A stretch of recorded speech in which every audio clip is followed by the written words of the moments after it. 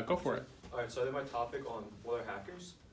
In my thesis, in today's media, the term hacker is misconstrued as someone who's directed to code destruction. Although this description can define part of a hacker, there are other meanings that are associated with the term hacker.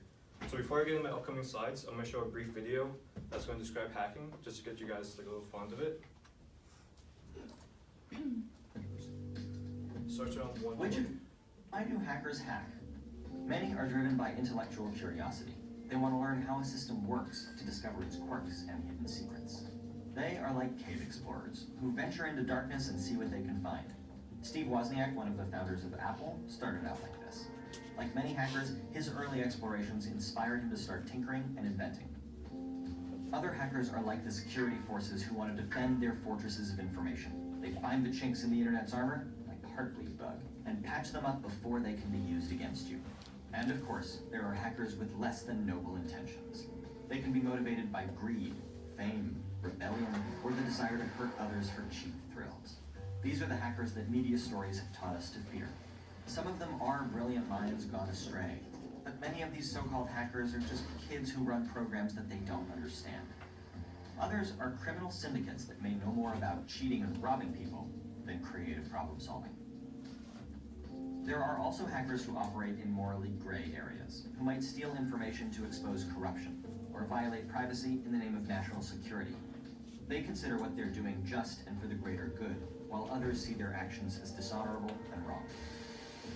But assigning labels of right and wrong, or good and bad to hacking is no more productive than pinning those labels to a hammer.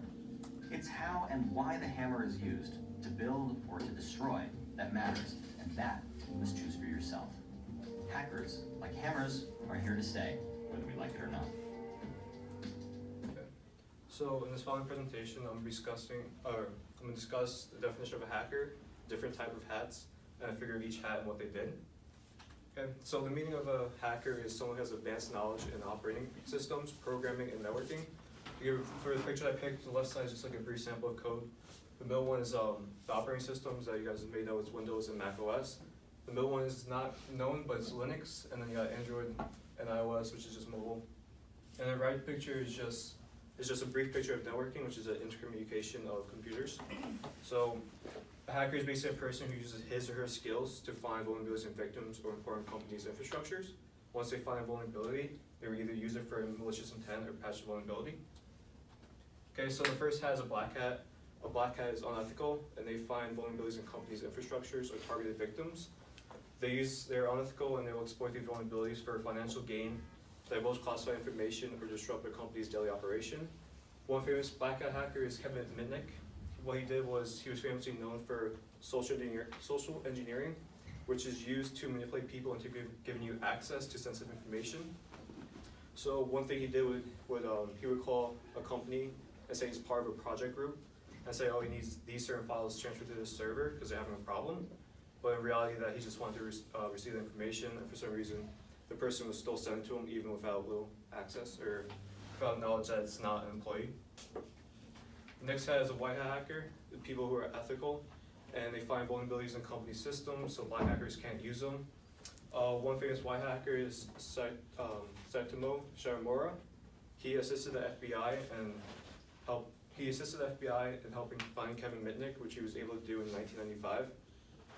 He also worked for the NSA and fixed issues revolving around mobile security. And the last hat is the gray hat. The gray hat are people that portray the middle ground between black and white hats. These hackers exploit weaknesses in computer system without malicious intent. The goal of a gray hacker is to improve the security. The goal of a gray hacker is to improve the security system. However, they also publicize the exploit, which allows a black hacker to use them. So it's between gray hats like good and bad because they allow black hackers to use them, even though they shouldn't. So one guy I picked was Edward Snowden. You guys may know. He stole classified information from the NSA and made it available for the public to see. Although Snowden felt this was a righteous thing by exposing the NSA unethical surveillance, Snowden, however, leaked information that endangers spies in foreign countries. So it goes in hand with good and bad for gray hats. So discuss the definition of a hacker, the differences between a black, white, and gray hat, figures of each hat for an example of why they're represented as those hats. Conclusion: if you're interested in interested, the following links will provide you with more information about the cyber world. So I got DEF CON, Wired, and TechCrunch, which are all reliable websites. And that's it.